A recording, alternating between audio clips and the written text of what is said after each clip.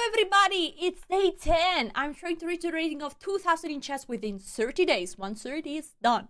Today, hopefully we'll get to 1300 and I will show you this while playing Gambit, the one that you suggested to me. Enjoy! Guys, I'm officially devastated. I have played 3 insane games. Hilarious. And I forgot to click recording. So I'm going to show you them because I won twice in 7 moves.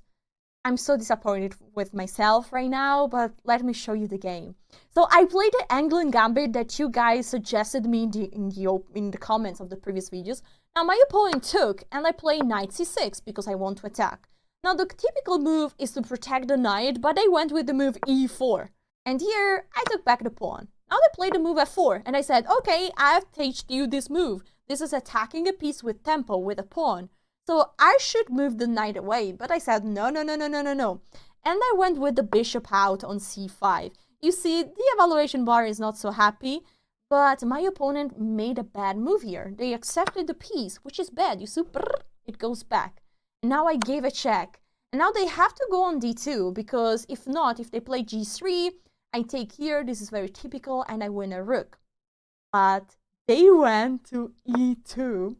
Now, I can take with check here, and I mean, no matter where they go, it's mate. They went on d2, I slided my queen, and it was mate in 7 moves. But it gets even better.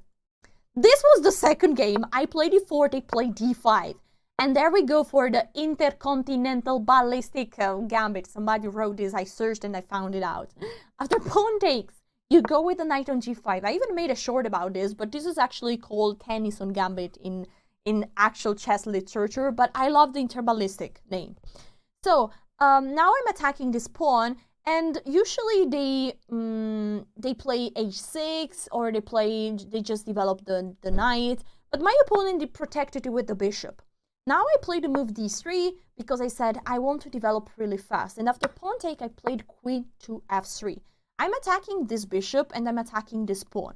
My opponent protected the bishop. Oh wait, attention, if this bishop moves all the way back, this is checkmate. And well, not even mate, not mate because the king can run here, but it's close to be mate. Anyway, my opponent played the move e6, protecting the bishop, and now I was thinking so many moves. I invested so much time. I was thinking, okay, I can take, I can play g4, but I said, wait, I can just take here. I'm developing a piece, and if my opponent takes, I give mate. They would never take. It would be again mate in 7. It's impossible. They took! And I give mates. 7 moves again. Third game, I played the King's Gambit, and this was a catastrophe.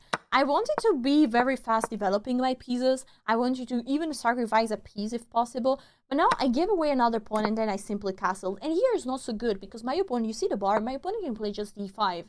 And I am in trouble. Because I cannot really exploit the fact that this knight is in the same file of the rook, or the king, sorry, because my opponent is going to play bishop e7 and castle next. I'm 2 pawns down and I don't have any attack. So I came up with the move rook e1, with the idea that after pawn takes, I'm taking back, giving a check, and now those 2 pawns are hanging. My opponent just went there, I took a pawn, they castled, and now I didn't take the second pawn because I feel like my rook would be a bit uncomfortable there, so I just tried to develop my pieces. Now they attacked my rook, and so I said like, okay, well, I have to move the rook. At this point, I take the pawn. Now they developed. I thought they attacked the rook again. Okay, I went for the center, and I'm threatening the fork. They played bishop here. I have to move the rook. I moved the rook, and the queen went out here. And now, what move did I play? The fork. Bing boom bang. And both pieces are under attack. My opponent attacked my rook. I took the knight. So basically here I have a good choice. I can take one piece and the second piece, and then I have 2 minor pieces for a rook. And while I was explaining why in the middle game 2 minor pieces are better than a rook, in short, the reason is that you play with the pieces in the middle game. Instead, the rooks are quite passive in the middle game. So it's better to have 2 pieces. My opponent took back the pawn and blundered the queen, and then they resigned. Now, I make sure that I'm recording because I'm about to start a new game. I'm very sorry that before this was not live. I was really, when I realized, I was nearly crying because mate in 7 twice feels really bad. But please like this video to cheer me up. Okay, I played the King's Gambit before, it didn't go very well. I'll play the Danish Gambit, and we play c3. We offer a second pawn. The idea is to offer so many pawns, but to develop the bishops. The 2 bishops, so strong. There we go. And we have the 2 bishops. Those are missiles. Those are like I don't know. I like something. Okay, neither. This is a smart move, but I think is already tricky. I can play the move e5. I'm attacking the knight, and where is the knight going to be moved? Maybe I should have played queen b3 first. I'm not sure, because now d5 can be played. Yeah, that's smart, but after I take, I can say, oh, okay, that's wrong. That's why this is wrong. Because I'm going to give a deadly fork, which is happening on g7. This bishop. See, I can also trade, I can even trade the queens. I could trade the queens or not trade the queens, but I will trade the queens because I'm going to be up material. Up lots of material. I'm taking here, this is a deadly fork. I took back lots of pawns, and now I have 3 Mayo pieces. My opponent has just 2. So I have an extra piece. Now, this rook is attacking there. I mean, I could think about protecting that. I don't have to, but I think I will. Okay, you know what I play? I will actually play bishop here. I'm attacking this pawn, and if the rook takes, I'm going to trap that rook. So I'm going to play bishop to g3. And then, okay, now my opponent protected there. You know what? I'll just see. Do you want to take there? I mean, feel free to take. It's a juicy pawn. Juicy little pawn. Okay, now I go back there. And this rook is stuck forever. So my next move is going to be either knight f4 or king f1. I think I will go with knight f4, just because if king f1, my opponent can still play bishop h3, so this seems more precise. And now my opponent has to give away the rook. Okay, they go with the knight there. They're threatening the fork. Okay, fine, I'll just develop the knight controlling that check. I just realized that now they have a check here. Okay, they didn't. I'm taking back with the pawn, also attacking this little pony again. How many extra pieces do I have? Oh, I have nearly an extra rook. Okay, I take another pawn. I take another pawn. Okay, now... Ooh! Oh no. Oh no. Oh no, I was too greedy. I mean, this video is an epic fail. What is this? Okay, it's fine. Maybe we try to give mate to the king. Okay, let's go with the king here. So the king cannot go nearly anywhere. Okay, let me think real quick. Okay, let's give a check here. And let's give a check here. Okay, that king is running. So, a very simple move, and I think we should play. I mean, I'm trying to give mate, but we could at any point play king b2 and win the knight. Can we try to give a checkmate? Honestly, I think this is safe. We go to take the knight. And Yumi. Why I cannot take? Okay, I was doing something wrong probably. We move this knight back because it's under attack. This check is not a big deal. Okay, the king goes back. Okay, in this case, I go back here with the knight, so I'm controlling the square. This is actually very good for me. Because after check, now the rook cannot go there to give an important check. And I'm doing amazing. I'm doing really good. Alright, now I can move the knight, protecting this pawn. The rook is also protecting the pawn. And the knights are getting stronger, you know. I just need to activate my knights. Okay, let's give a check so that the king has to go backwards. Well, actually, if the king goes backwards, I give the deadly fork, and then they lose a piece. So they have to play the move c6. And they did it. Okay, if I move my knight, there is a check there, which is nothing really dangerous. But maybe I will just play knight here and say, like, you know, you are not giving even a check to me, nothing. I'm attacking this bishop. The bishop, if the bishop wants to stay on the diagonal, needs to go all the way back there. And then how do we win? Honestly, the easiest way to win this game is by pushing the g-pawn all the way to become a little queen. Okay, we take there. This is a trade. We are trading, and now we push the pawn. There is no check, not a check. There is nothing. And this pawn is running so fast, so quickly. Instead, my opponent will just end up giving a check there. Nothing more than that. Let it go. Let it go. Let me push my pawn. Let it go. The rook is hanging. Okay, now we push. Oh no, my knight. Okay, they have to go all the way here to stop the pawn. And then we play rook f8. That's all part of the plan. Now we are promoting next, no matter what my opponent plays. They cannot even give a check. Well, okay, they have a check. They resigned. Okay, guys, one more game. I don't know, every time I play one more game, I still regret not having clicked recording. I mean, they were such two amazing games. Okay, we go with the two knights. This could be part of the Alessia's Gambit or the Stafford Gambit. In this situation, we play the Stafford. Opponent takes here, I'm taking, and now we sacrifice the pawn. Just to clarify, what is the idea of a Gambit? Is Gambit good? Is Gambit bad?